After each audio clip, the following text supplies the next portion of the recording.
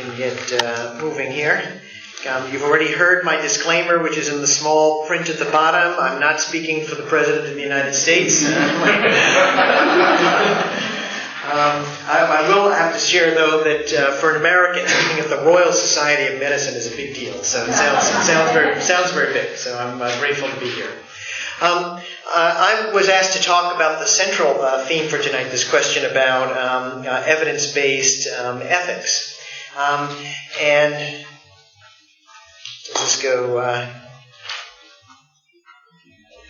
how do I get this down? Just the... good. Okay, good. All right, then the down button's not on.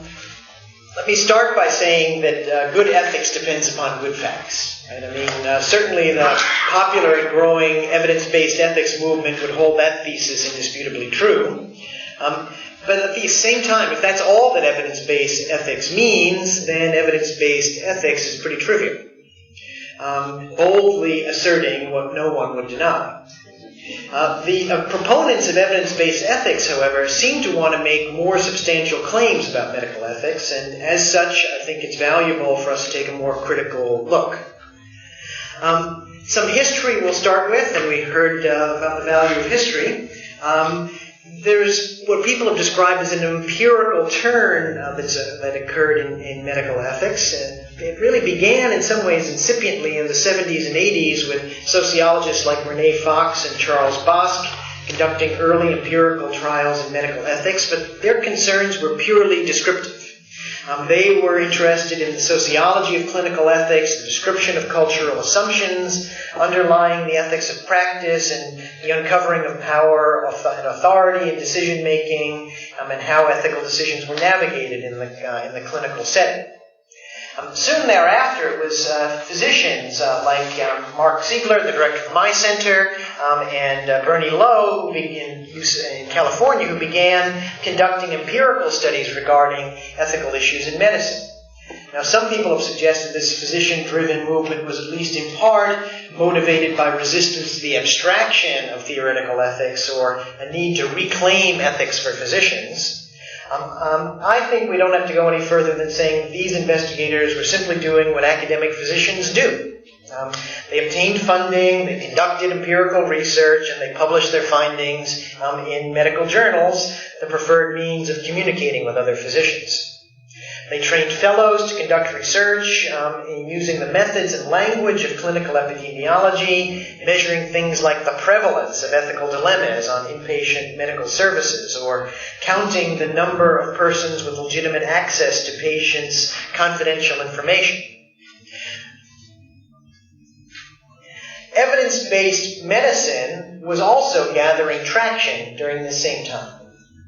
Building on the work of clinical epidemiologists, the EBM Working Group and David Sackett announced a new agenda for medicine, and you're, I'm sure, familiar with this, the, quote, conscientious, explicit, and judicious use of the current best evidence in making decisions about the medical care of individual patients, unquote. EBM, as you know, seeks to expunge the use of anecdote and clinical intuition at the bedside, replacing it with evidence from randomized trials and other sound empirical studies. EBM, it's no question, dominates medical thinking these days. While the epistemological and ethical assumptions that undergird EBM have been criticized extensively, I don't think there's any doubting its hold on contemporary medicine. Given both the enormous influence that EBM exerts on medical thinking and the burgeoning body of empirical literature regarding medical ethics, it's no wonder that the idea of evidence-based ethics has emerged in the medical literature. Self-consciously invoking EBM, the proponents of evidence-based ethics, which I'll call EBE, define it as, quote, the conscientious and judicious use of the best evidence concerning the care and prognosis of the individual patient in making ethical decisions, unquote. The aims of the movement go beyond mere description and counting. As one observer has put it, evidence-based ethics, quote, aims to be normative as well as descriptive, unquote.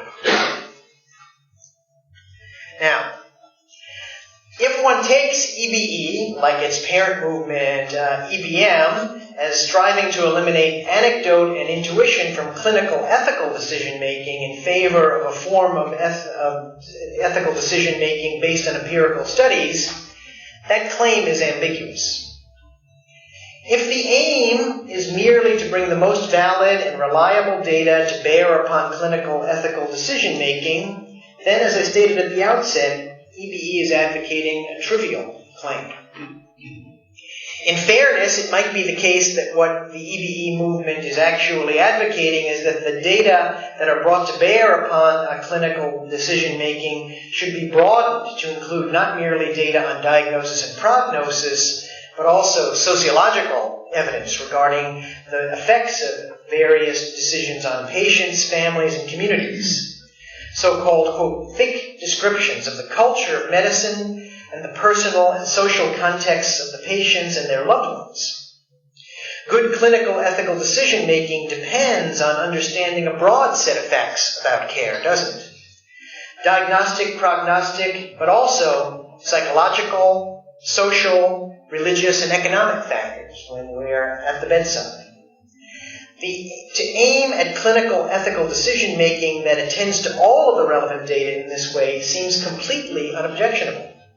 But again, if that's what EBE is about, it seems trivial and hardly being worthy of being called a movement. If the EBE movement, however, aims to expunge unreflective act intuitionism from the bedside in ethical decision-making, or to repudiate emotivism as a theory of clinical ethical decision-making, well, I'd be favorably disposed towards those positions, but I need to point out that nowhere in the EBE literature are there ethical arguments to support such a position. Rather, these views seem implicit in the assertions made by advocates of EBE, but they would require argument for support. Now, maybe the aim of EBE is to expunge anecdote from clinical ethical decision-making so that clinicians don't make moral recommendations based on cognitive biases, such as the tendency to generalize from atypical examples or to make decisions based on the most recent case.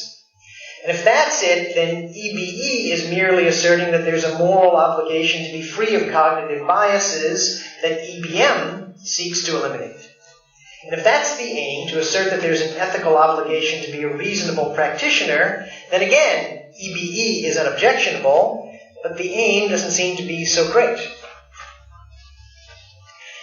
On the other hand, if by seeking to eliminate anecdotal reasoning in ethics, EBE seeks to eliminate all case-based casuistic reasoning from ethics as irrational, asserting that reasoning by paradigm cases and precedent cases is a form of clinical intuitionism and must be replaced by reasoning based on population studies and randomized controlled trials, then I think EBE is making a troubling assertion that misunderstands both what science is and what ethics is.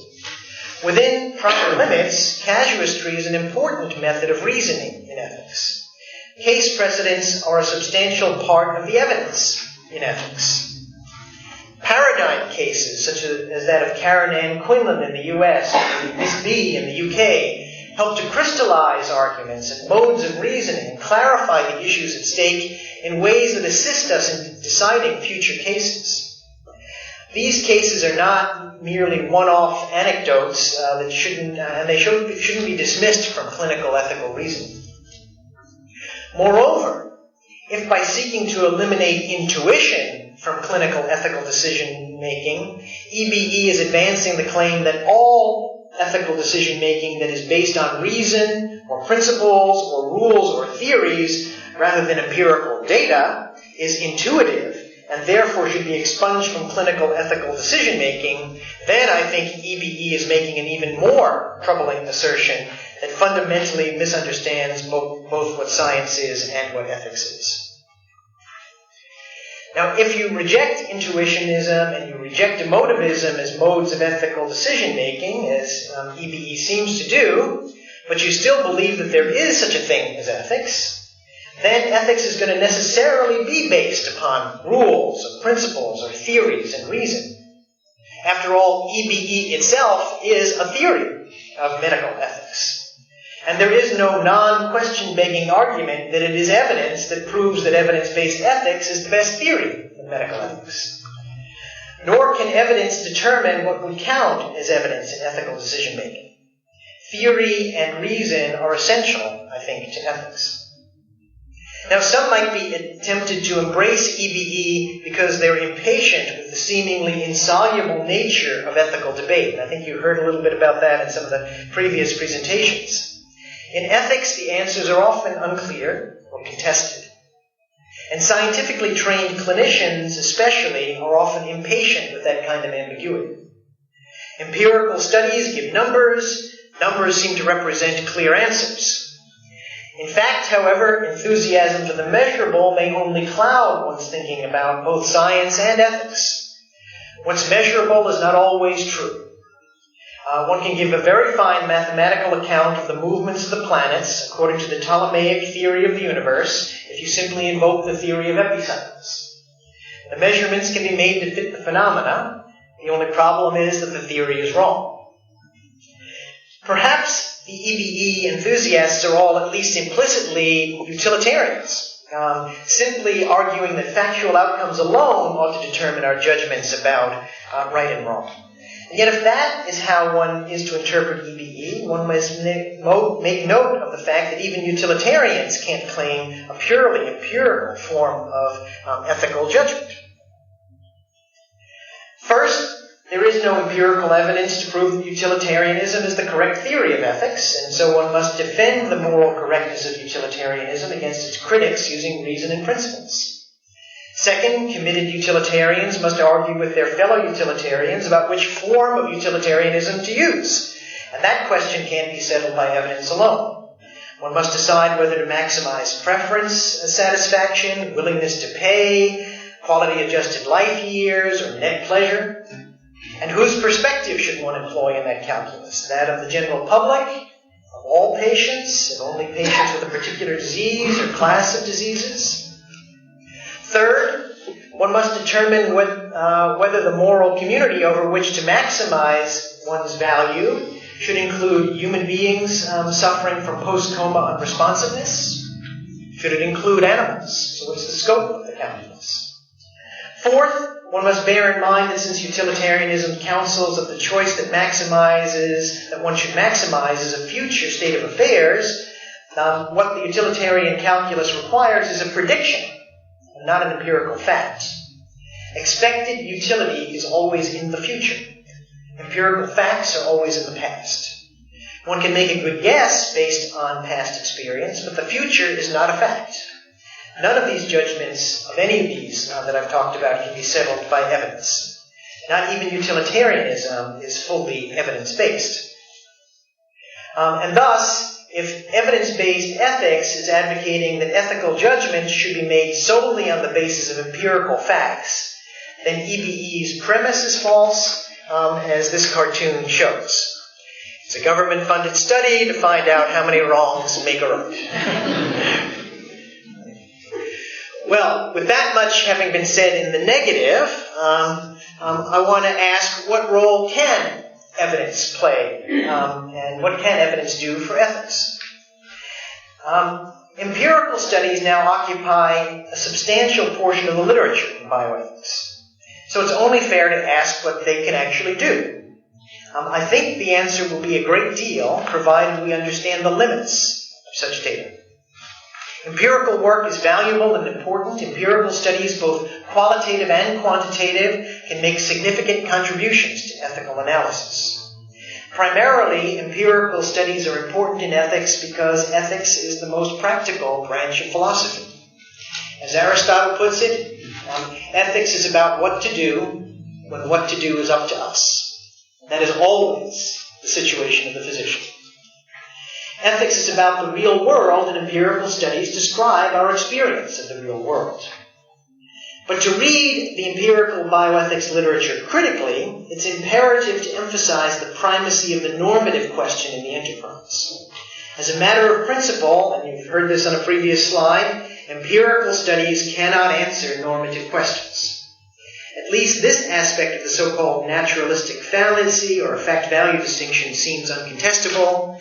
As you already heard, attributed to David Hume, it describes the invalid assumption that a concatenation of facts about the world, so-called is statements, can ever lead to a normative conclusion, a so-called ought statement.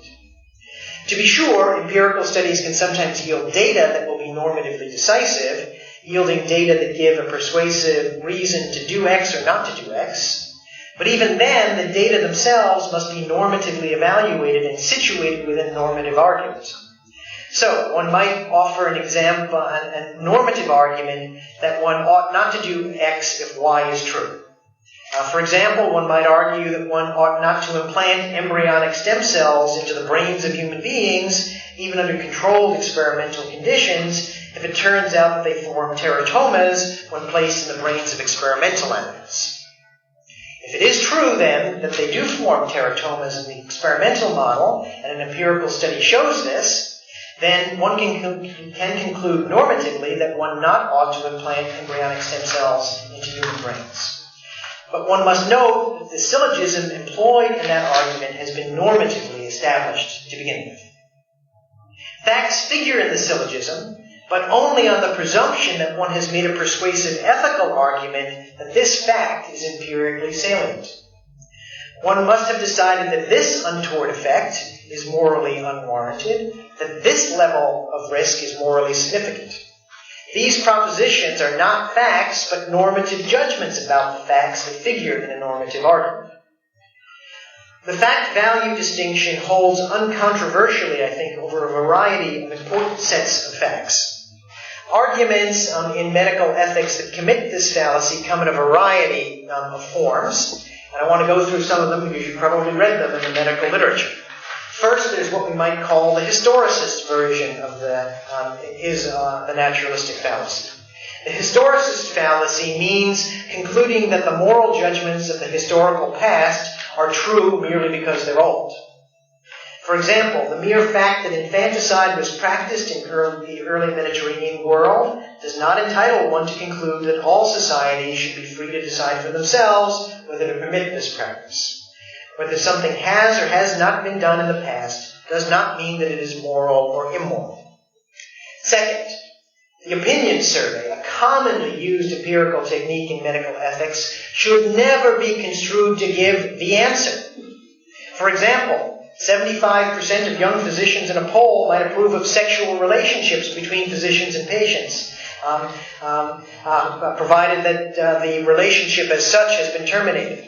However, this wouldn't imply that that's something that should be considered morally permissible. The mere fact that almost everyone says something is proper, or that almost everyone acts in a certain way, doesn't make it proper to act that way. This appeal to popular opinion can sometimes amount to an example of the informal logical fallacy of the argumentum ad populum. Quantitative surveys, I think, are best used as tools to examine what clinical or social factors might be associated with particular opinions about moral issues, pointing out, for example, significant cultural divides. Third, while under certain conditions, tradition and opinion can form important parts of sound moral arguments, one cannot automatically assume that something is correct merely because the experts have said so. The opinions of authority should be taken quite seriously, but authorities often disagree and can be wrong. Expertise among ethicists, for example, is limited by their training, knowledge, practical wisdom, and their potential biases. Again, appeal to expert opinion can represent sometimes the informal logical fallacy of an argumentum ad verecundiam. At times, it is appropriate to challenge the claims of authority. This is especially true in the typical case of unwarranted generalization of expertise in a field outside of ethics. A Nobel laureate may be an expert in physics, but this does not make him or her an authority in matters of ethics. Finally, the mere fact that something is biologically true, and again we heard this in a previous talk, doesn't entail automatic moral conclusions. For example, the mere fact that a functional magnetic resonance image scan lights up when a human being makes a particular ethical decision cannot determine whether that ethical question has been decided correctly. Likewise, the mere fact that brainwave activity begins at a certain stage of fetal development does not in itself imply anything about the morality of abortion at one stage of development or another. So what are the proper roles that empirical studies can play in bioethics? First, while surveys cannot answer normative questions, I think they can assess levels of disagreement within society that make addressing certain moral questions important tasks for that society. While I've pointed out that it's an informal logical fallacy to conclude that something is morally right merely because everyone believes it, it's important for societies to address moral questions that are in fact contentious. No one would care what the general public thought about the use of stem cells, for instance, unless at least some people were asking whether certain uses were morally wrong, or believed that certain ways of obtaining certain kinds of stem cells were morally wrong. Surveys can help us to know those things. Additionally, health services research, whether by chart review or survey or the examination of large administrative databases, can help to determine the frequency of certain morally troubling practices and bring these to the attention of ethicists and policymakers. And that's a critical function. For example, if no one ever purchased organs for transplantation on the black market, the question would be of less concern. But if we do surveys and we find out that people are doing it, it is of concern. Second, one could consider assessing slippery slope arguments empirically. Slippery slope arguments are more or less empirical arguments. If X is allowed, Y will follow. And since it's clear that Y is bad, we ought not do X. Some commentators advocate pilot studies to assess whether Y will happen if one does X as a way of testing the slippery slope. I think you can do that, but again, be careful. One simple form of empirical test of a slippery slope argument is to study historical precedents. But again, we've got to be careful not to slip into historicism. Since each historical situation is unique, the historical studies may not give us a good answer.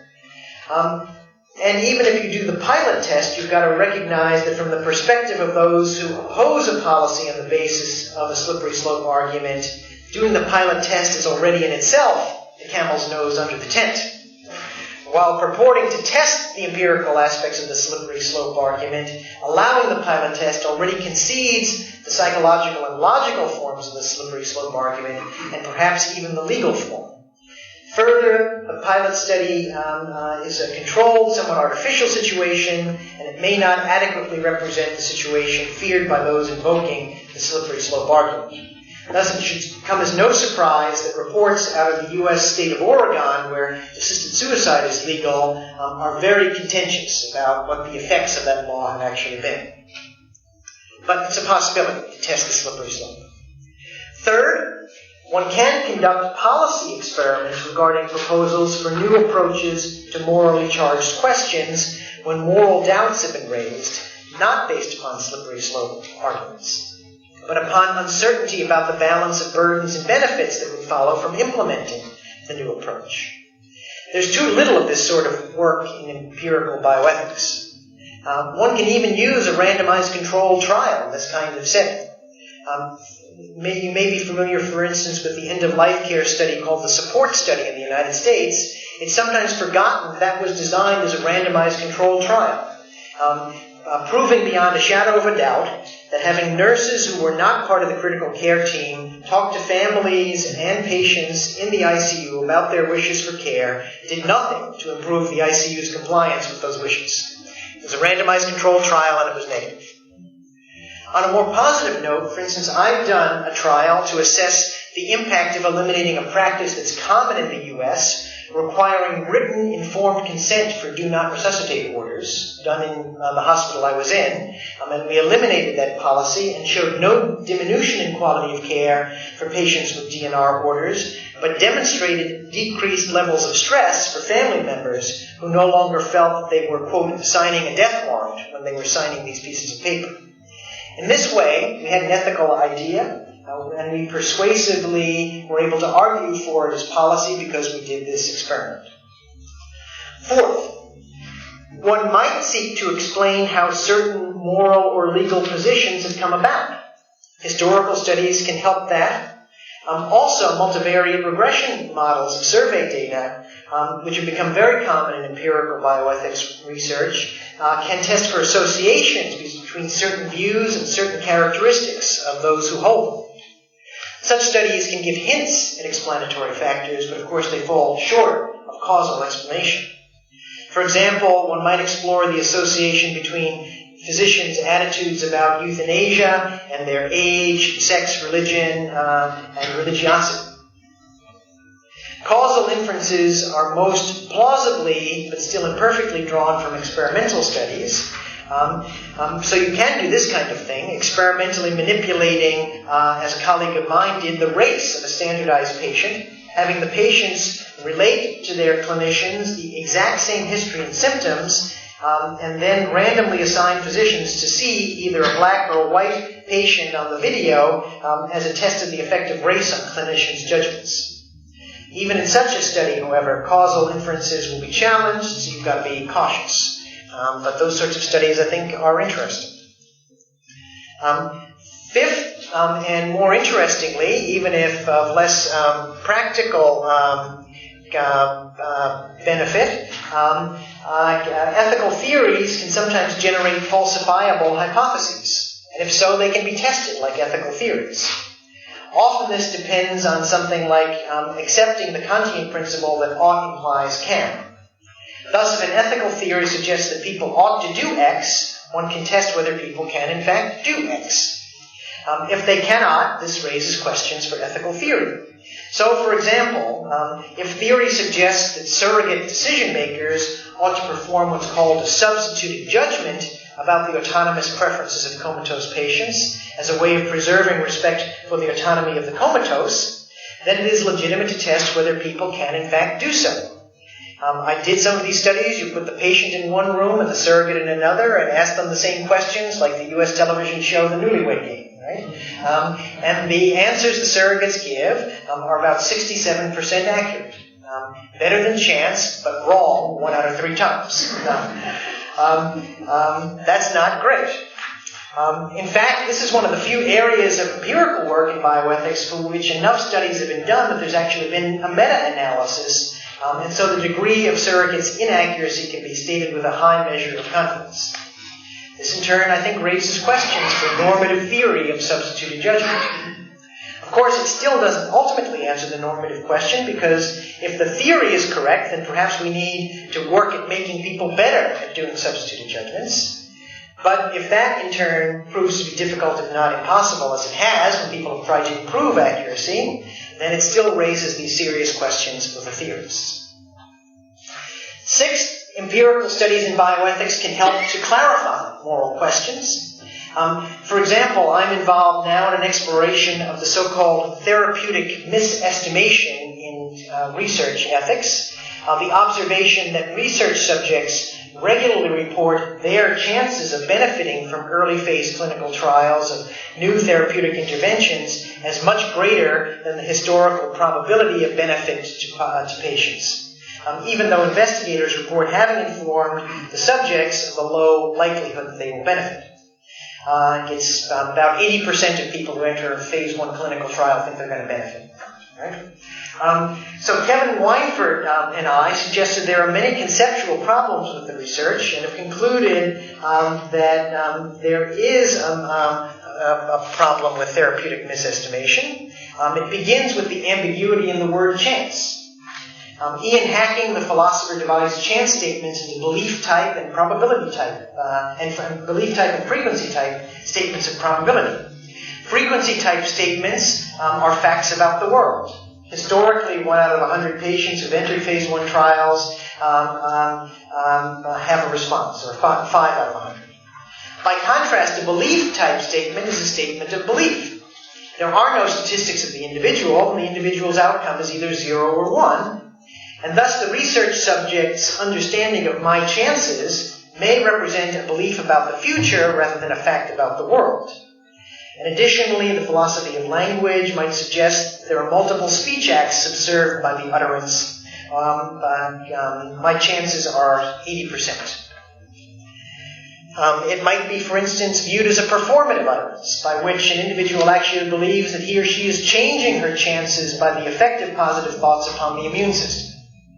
Perhaps she is even indirectly expressing confidence in her oncologist and reassuring her husband, perhaps, who's within earshot. Now, these theoretical considerations actually generate testable hypotheses. And we've done, for instance, a study in which we've shown that you can decrease the number from 80% to 50% just by changing the way you ask the question. If you ask how many patients out of 100 will benefit versus what do you think your chances of benefiting are, and you dramatically change that. That's still not all of it, but it's part of it. We've also done qualitative studies which have suggested that patients do believe saying my chances are 80% is a performance. That they are, in fact, changing their chances by saying that and expressing these beliefs. Thus, empirical research appears to be extremely useful in peeling back the onion of informed consent for clinical trials, showing where the real moral problems lie, which may not be actually in the misinformation allegedly being given by the clinicians. Seventh, when particular facts figure prominently in normative arguments, as they often do, empirical studies can be very useful. I talked a little bit about them in the case example before. In the interest of time, I'll skip that. Eighth, case reports have an importance in medical ethics that this form of data reporting has ceased to have in much of the rest of medicine. Case reports are a form of empirical ethics. Case reports provide us with an opportunity for developing thick descriptions of use to anthropologists and to narrative ethicists. Casuistry, as described and defended earlier, also depends upon these kinds of case descriptions, particularly those that arise in novel situations, posing new moral questions, or perhaps supplying new paradigm cases for addressing ethical issues in a casuistic fashion. Ninth, the methods of sociology and anthropology can help clinicians to better understand the rich cultural and sociological milieu in which clinical ethical decisions are made. Advanced directives, for instance, have been shown to play poorly in native North American cultures in which talk of death is thought to cause death.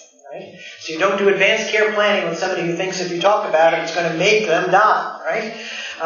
Likewise, understanding the culture of house officers and the culture of surgery may help clinicians better understand themselves and what they bring to the table.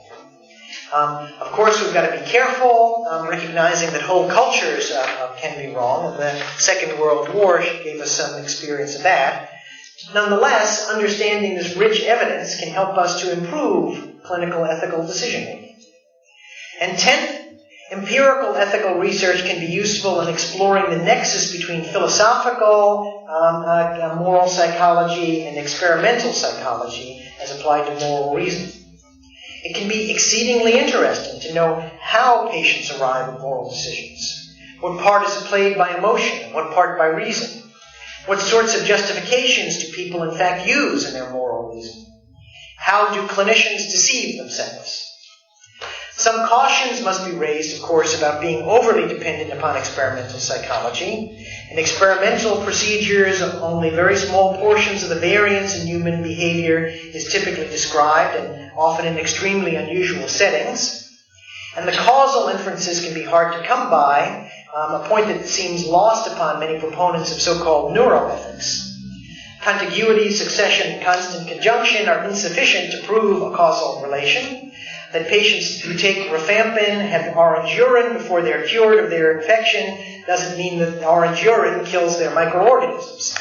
Likewise, that a certain area of the brain lights up before someone makes a moral decision does not mean that the hardwired brain states account for moral decisions.